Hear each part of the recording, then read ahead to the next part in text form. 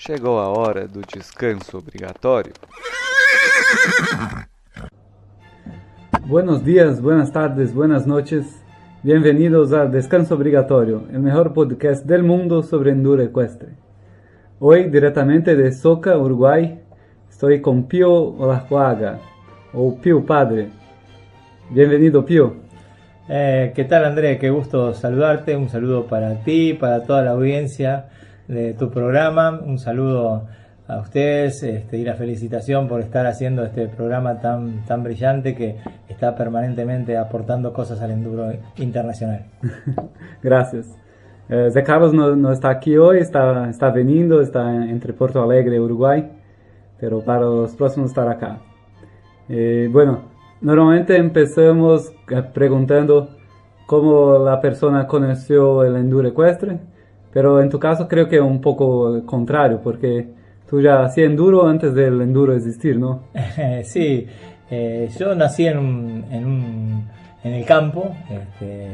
Mi padre era propietario de un pequeño predio en el que tenía ganadería y me crié ahí. Fui a la escuela en la zona de Zapicana, al norte del departamento de La Valleja, una zona a 200 kilómetros de la capital de Uruguay.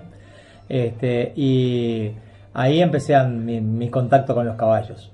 Mi abuelo había sido una persona que le gustaban mucho los pura sangres y tenía una cabaña de pura sangre, entonces el tema de los caballos deportivos siempre fue una cosa presente en la familia. Uh-huh. Desde muy chico estuve andando a caballo y bueno, y ya en el entorno de los 10, 12 años ya empecé con las competencias de lo que son acá en Uruguay los rally hípicos, que son carreras de larga distancia con un reglamento diferente al enduro, pero con una cosa bastante similar en cuanto a entrenamiento y manera de llevarlo adelante, ¿no? Ajá.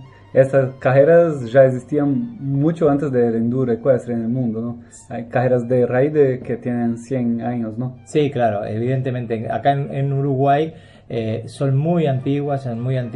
Tenemos la carrera más de 115 kilómetros que se hace en Sarandí Grande, que es la carrera que se ha hecho permanentemente durante 80 años. O sea, nunca se suspendió, todos los meses de octubre se corre y es un referente dentro del deporte ecuestre en Uruguay.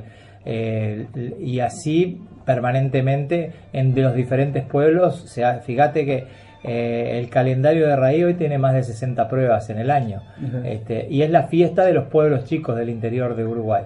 Y nosotros, siendo muy jóvenes, participábamos en todas esas fiestas en el entorno a Zapicán, ¿verdad? En José Pedro Varela, en 33, en Valle de Ordóñez, todas localidades que desde muchísimos años hacen este tipo de competencias. Sí. El rally es verdaderamente popular en Uruguay, se marcha por la calle acá y siempre hay algún entrenando caballo de rally, toda la gente tiene caballos de rally, ¿no? Es muy popular, muy popular.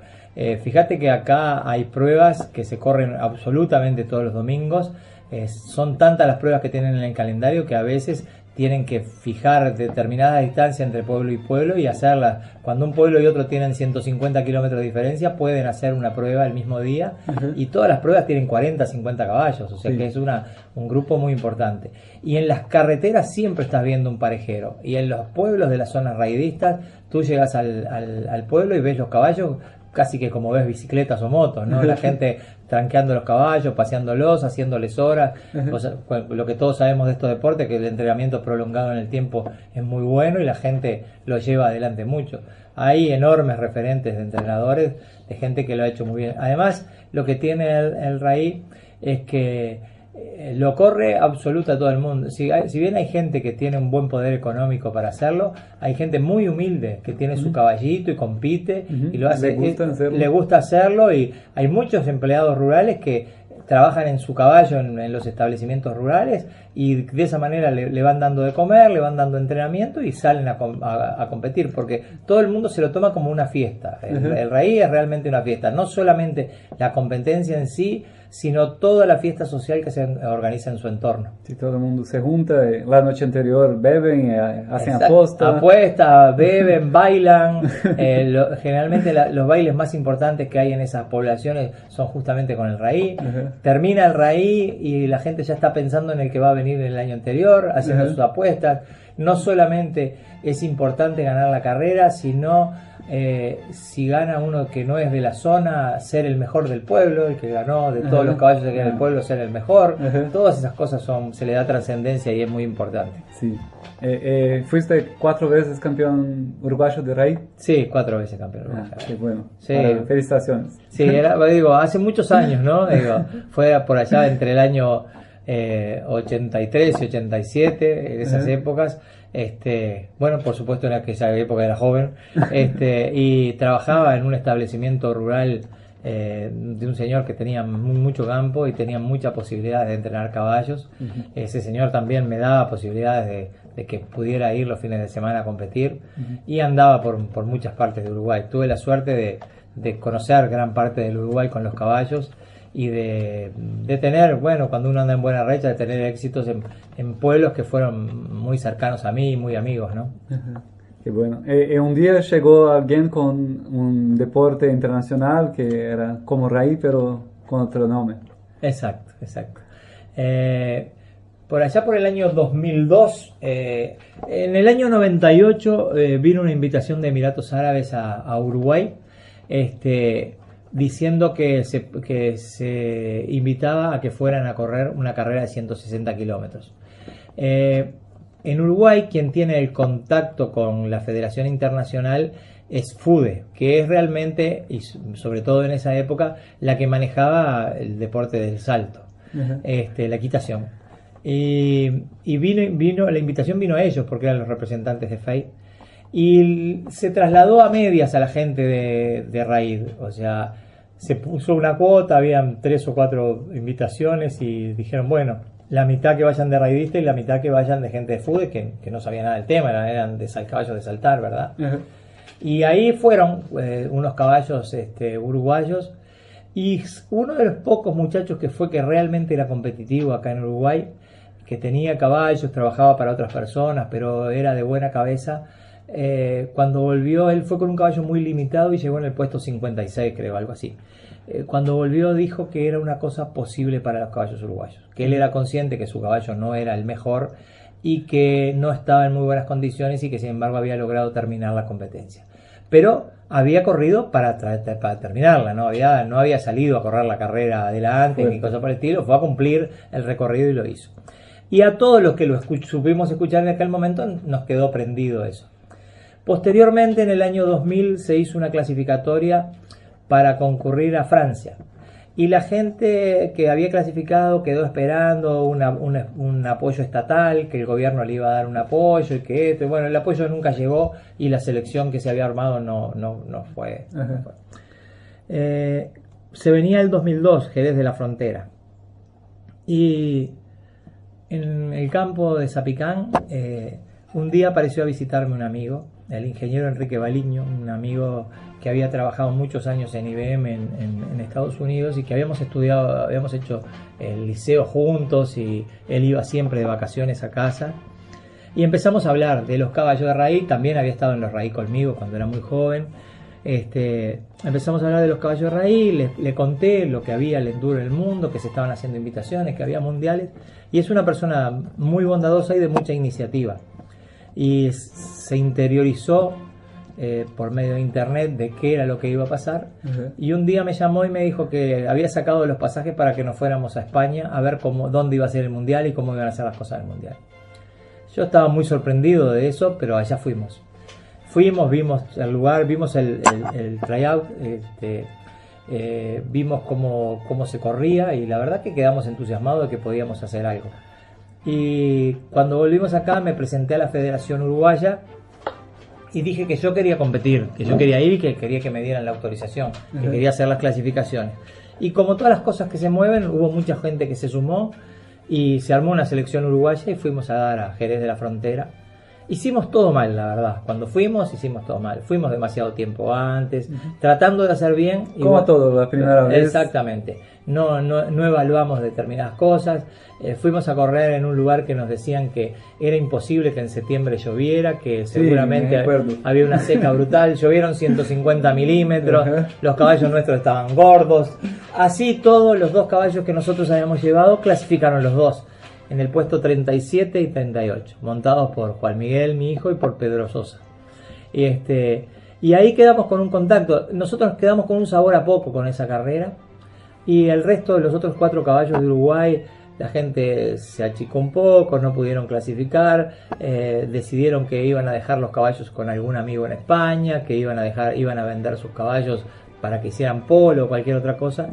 Y nosotros, que en Uruguay se estaba viviendo un momento económico muy malo y nuestra situación no era muy buena, decidimos jugarnos una carta más y quedarnos a ver si podíamos correr otra carrera. Y cuando corrimos otra carrera, tuvimos la suerte de correr una carrera muy buena y toparnos con un equipo... Con los mismos caballos. Con los mismos caballos. Toparnos con un equipo del Sheikh Mohammed, Super Milenio, que era el caballo que corría Juan Miguel, con el que ya había llegado en el Mundial. Hizo una carrera muy valiente, siempre adelante, peleando.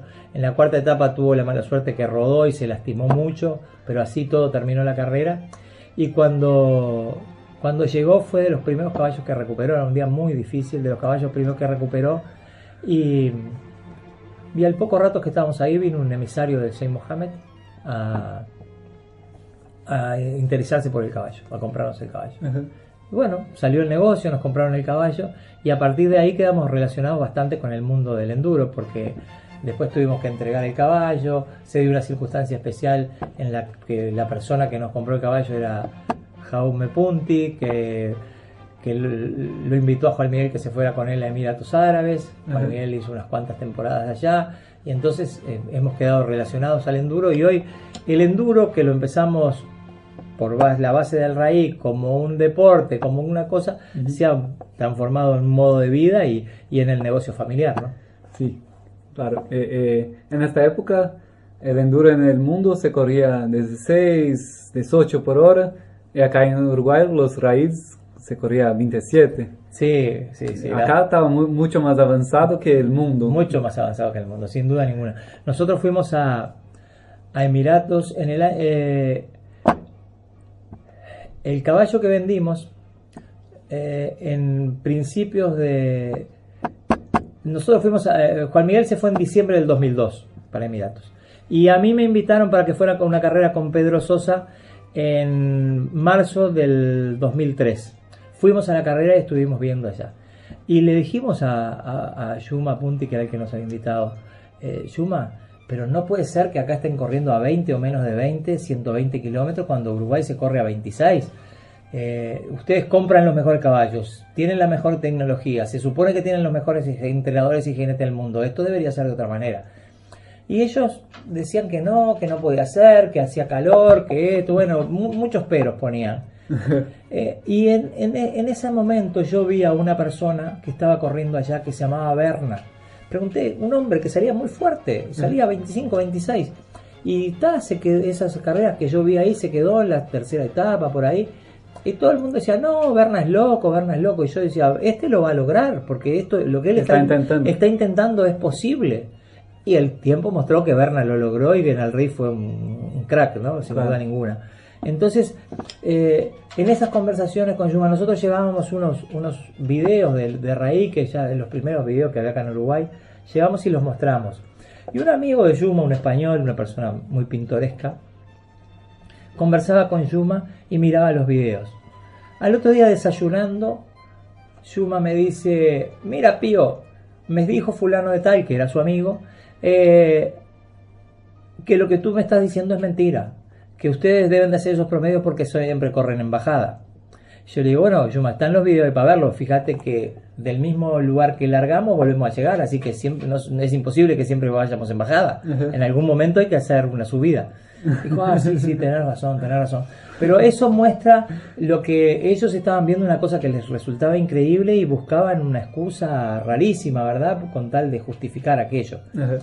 Bueno, terminó la temporada, abril de 2004, Juan Miguel se había venido, estábamos afuera en el campo y de repente suena el teléfono, cuando teníamos todavía el teléfono a manija todavía en el campo, suena el teléfono y era Yuma diciendo que el caballo que le habíamos vendido, Supermilenio, estaba corriendo el campeonato español, una carrera de 160 kilómetros, y que largaba en tercera posición, pero que ya, la última etapa, pero que ya era campeón de España porque los otros venían muy lejos y los dos que lo antecedían eran dos caballos que corrían los árabes, que corrían por el abierto de la carrera, ¿no? Y yo digo, bueno, está bárbaro, seguilo despacio que el caballo va a llegar. Y Juan Miguel me quitó el teléfono y dijo, no, Yuma, si van cerca ponelo que el caballo los hace corriendo. Bueno, le hicieron caso a Juan Miguel, el caballo lo hizo corriendo y ganó la carrera. Eso fue en abril y fines de mayo, principios de junio ya estaba Yuma acá comprando caballos y viendo caballos y tratando de hacer cosas en Uruguay y viendo propiamente él lo que eran los raíz, cómo era la velocidad que se corría. Y lógicamente, era verdad. Y lógicamente una persona tan inteligente como es él, tan dedicada, pudo absorber en ese momento las cosas buenas de lo que pasaba en el RAI acá y adosarlo con todo lo que él venía estudiando del enduro, porque realmente es un hombre estudioso de todo lo que es el enduro. Pienso yo que debe ser el endurista más completo del mundo y lo fue trasladando poco a poco para hacerse prácticamente amo de Europa, ¿no? Y evidentemente fue campeón mundial él, hizo campeón a su esposa, hizo campeón al Sheikh Mohammed, o sea, más no se le puede pedir. Sí, claro. Y todos nos quedamos contentos de saber que una gotita de evolución de eso y pensar que la velocidad podía lograr, digo, en el primer lugar que lo vio fue realmente acá en Uruguay. Supermilenio cambió la economía de Uruguay porque gracias a él se venden muchos caballos hoy. Cambió el enduro en el mundo porque hizo con que Uruguay fuera descubierto por la Europa, ¿no? Claro. Nosotros siempre decimos, Supermilenio tenemos conciencia de que no fue el mejor caballo que nosotros tuvimos o que produjimos, pero sí fue el que lo hizo, fue el que logró el resultado para que Uruguay se insertara en el mundo grande del enduro, ¿verdad? Porque a partir de eso las ventas de Uruguay han sido masivas y casi todos los años se venden muchos caballos, con algún año en especial que se han vendido 300 caballos, por ejemplo, que realmente eso mueve mucho en la interna de Uruguay, ¿no? Claro. ¿Y qué del entrenamiento o de conocimiento del caballo que tú tenías de raíz aportó a enduro? Bueno, sin duda el entrenamiento prolongado en el tiempo, ¿no? Lo que tenemos todos los entrenadores de raíz, que lo hacemos con pasión y que nos gusta la competencia y que nos gusta un poco la adrenalina, es que generalmente nos anticipamos a pedirle resultados a caballos que no deberíamos hacerlo. O sea, siempre que tenés un caballo que te parece que está muy bien, deberías darle una oportunidad para que esté mejor para hacerlo. O sea, cuando tú tenés un caballo bueno y haces las cosas bien, el caballo gana el día que tú no te das cuenta, porque ese es el día que realmente se termina de entrenar. Es bueno poder correr varias carreras sin exigirlo al caballo a fondo. ¿Con qué caballos cometemos los peores errores? Con los más buenos, con los mejores. Porque cuando tú estás entrenando un caballo que solamente tiene un año de entrenamiento, tiene 6 años y algo, o 7, y realmente es muy bueno, te hace creer que ya está pronto para competir. Y entonces tú lo llevas a una carrera muy difícil con caballos de 9, 10 años, que ya tienen 4 años más de entrenamiento que él, y el caballo, por más que sea un fenómeno, está topándose con algo que es superior a él porque es el entrenamiento que los otros tienen. Tú has visto, André, que es muy común ver en los campeonatos mundiales y campeones mundiales con 15, 16 años, ¿no? Sí, claro. Y eso, fíjate que esos caballos tienen 10 años de entrenamiento. Han logrado superar lesiones, han logrado superar una cantidad de cosas. Son caballos, sin duda que el que logra un campeonato mundial es un caballo superior, pero sin duda que atrás del que logra un campeonato mundial hay un gran trabajo de mucha gente. Hace pocos años, una yegua uruguaya peleó un campeonato del mundo muy joven, con 7 años, muy joven. ¿Cuál fue el resultado final? Que no lo pudo lograr porque la yegua sintió el trajín de la carrera y no se cansó, pero se lesionó. O sea, no pudo porque no dio el trote, ¿verdad? Esa yegua fue muy buena, fue muy valiente, corrió contra todo el equipo árabe. Es más, hizo que el equipo árabe flaqueara mucho y tuviera muchos percances en el recorrido porque esta yegua siempre fue decidida a hacerlo. Pero más allá de que fue muy bueno todo lo que pasó, se marcó que la yegua no estaba en condiciones de hacerlo, ¿verdad? O sea, no estaba en condiciones de hacerlo porque no tenía la edad suficiente y la endurance suficiente Claro. para hacerlo. Y bueno, en Brasil creo que la imagen que mucha gente tiene de Uruguay es que son todos locos, que quieren coger a todo costo, en fin, que no piensan en el caballo.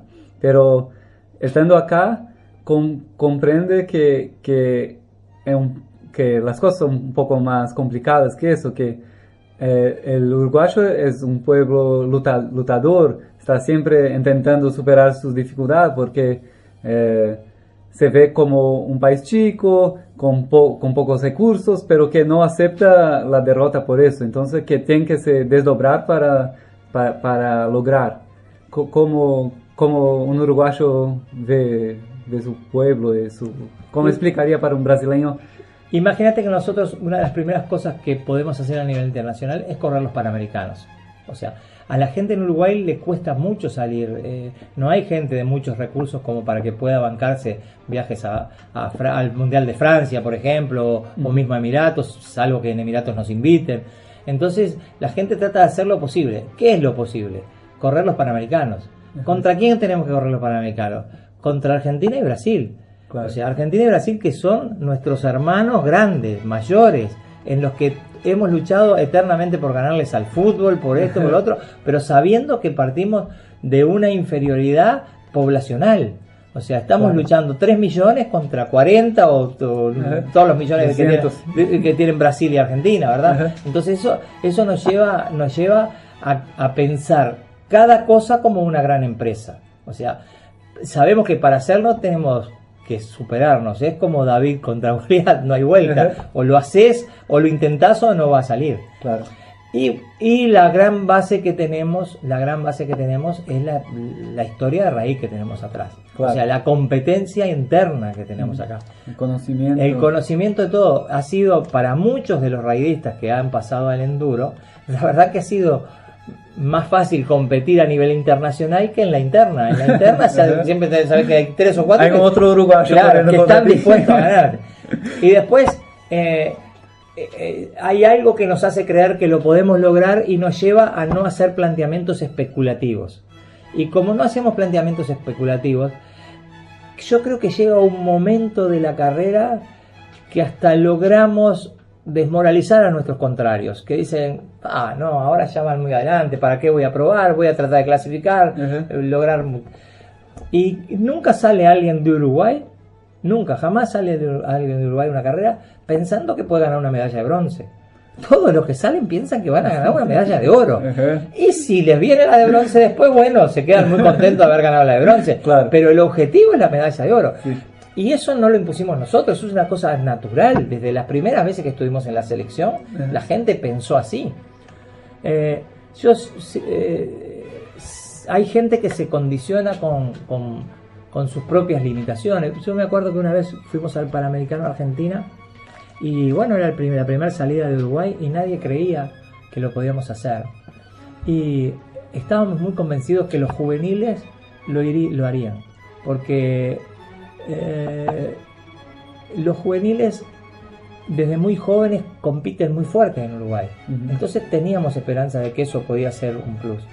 Y cuando fuimos allá, nos llevaron en un jeep grande, me acuerdo, a ver el recorrido.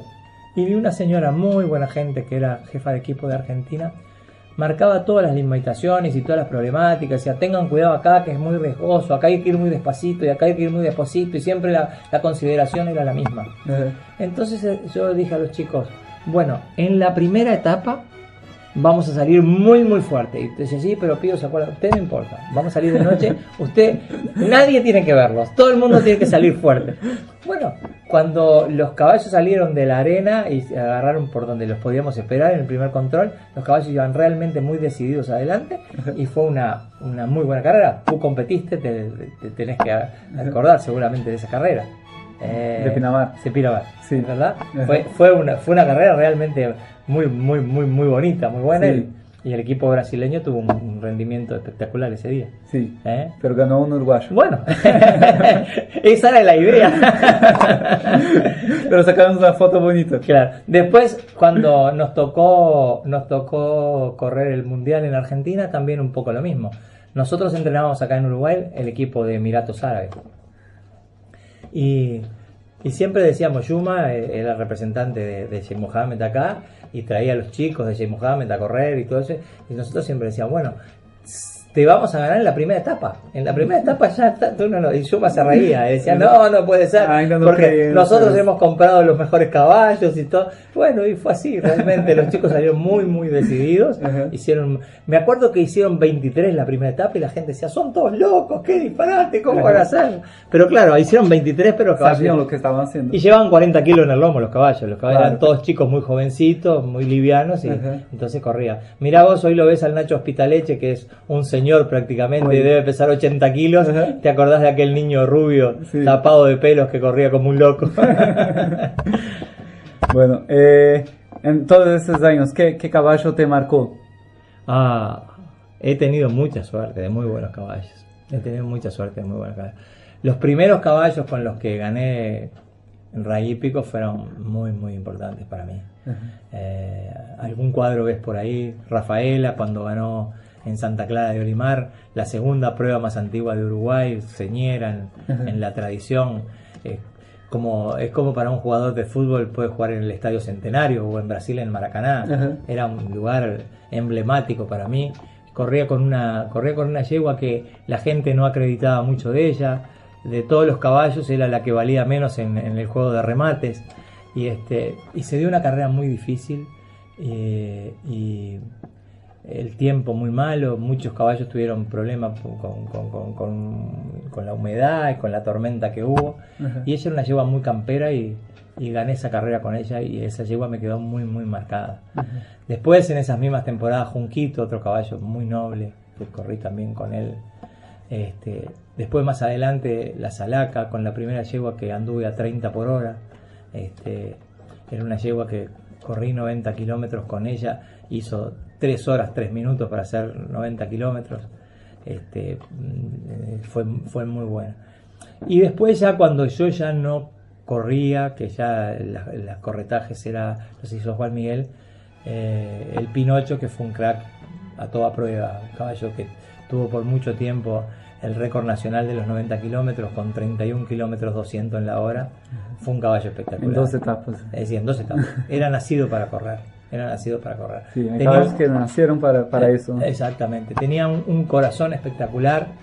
Una pena que no haya sido en la época del enduro, porque hubiera sido un caballo... era liviano, tenía un muy buen paso, tenía buen temperamento.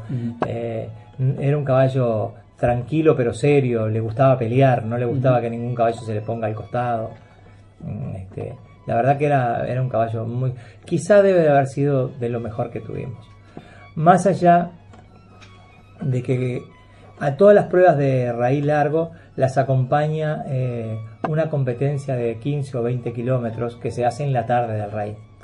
Y yo tuve la suerte cuando joven de correr una yegua que se llamaba Marialba, que corría los 15 kilómetros en 19 minutos, que corría los 20 kilómetros en 28 minutos. Era un fenómeno. Parecía que ibas en una moto. Cuando había uno que iba más ligero contigo, hacías así, la yegua corría más. Haber corrido esa yegua fue una sensación muy mágica. Tan es así, fue tan mágica, que un día, corriendo una carrera, se podía decir el clásico de los raíles, la mejor carrera que había sobre esa distancia, en José Pedro Varela, que era un circuito de 2.400 metros, entrando a la última vuelta que venía definiendo, rodé, se me cayó la yegua, me pasó por arriba y la volví a montar y ganó igual. Y eso fue, la yegua se machucó, se pegó en la cabeza, todo, pero ganó igual. Era un fenómeno, la verdad que ese era un fenómeno. Pero creo que ella y Pinocho es lo mejor que yo he subido en mi vida, porque a Pinocho, más allá de que no lo corrí, lo galopé muchas veces, lo entrené muchas veces, y sentía una sensación muy, muy especial con él, muy especial. Junquito me había transmitido cuando yo era joven también esa sensación, pero lo de Pinocho era como que no tocaba el suelo, iba tan liviano, ibas tan cómodo arriba de él, ibas arriba de él a 30 a la hora y te parecía que estabas sentado en un sillón en tu casa, ¿no? Era un caballo que, viste que en Uruguay corres en la carretera con autoacompañante, ¿verdad? O sea, tenés un vehículo que te va ayudando, que te va ayudando a mojar el caballo, y como va tu acompañante, van los acompañantes de todos los otros, entonces es una caravana muy intensa con muchos vehículos. Sí. Los caballos se tienen que adaptar mucho a andar entre eso.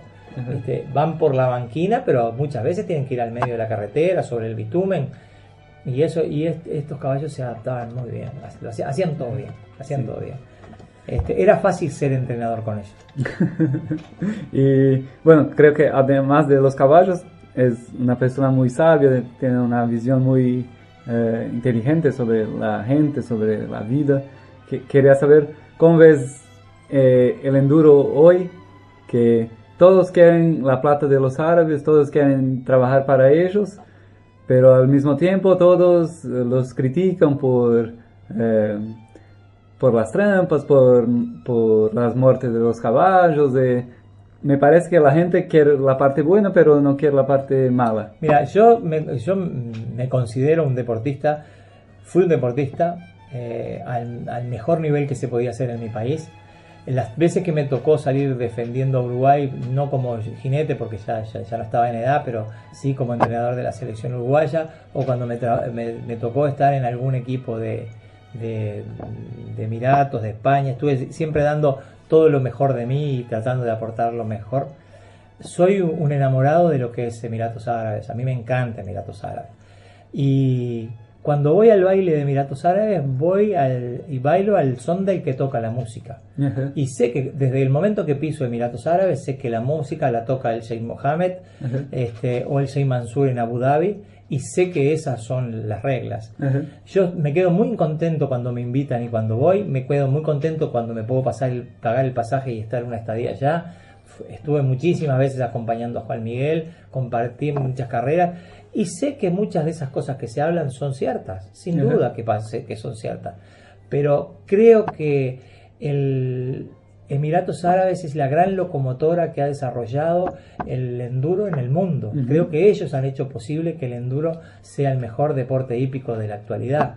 Creo que ellos hacen todo por el desarrollo. Si bien es cierto que vos podés decir, sí, macanudo, pero un caballo pasó medio manco, se exigen muchos caballos, se mueren caballos en las competencias porque se le da sobreexigencia. También hay que pensar que corren 300 caballos en una carrera y que no todos los que corren son los mejores jinetes ni los mejores entrenadores, y que quizá la evaluación que hicieron de su caballo no fue súper buena. Capaz que evaluaron que su caballo podía competir a una velocidad que no estaba haciendo, y es un deporte de riesgo.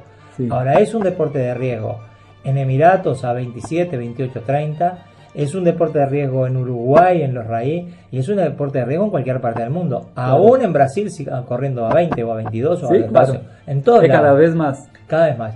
Yo creo que la gente no hace bien. Creo que los que estamos inmersos en este mundo no debemos hacer una crítica fácil de Emiratos, más allá que vemos que hay cosas que no serían lo ideal. Yo sé que hay gente que se enoja mucho y que saca promedios y cosas por el estilo, pero vos sabés bien que he ido a Brasil y he visto carreras que llegan el 10% de los caballos, y en Uruguay suele pasar, y en Emiratos creo que últimamente se ha estabilizado por encima del 30%.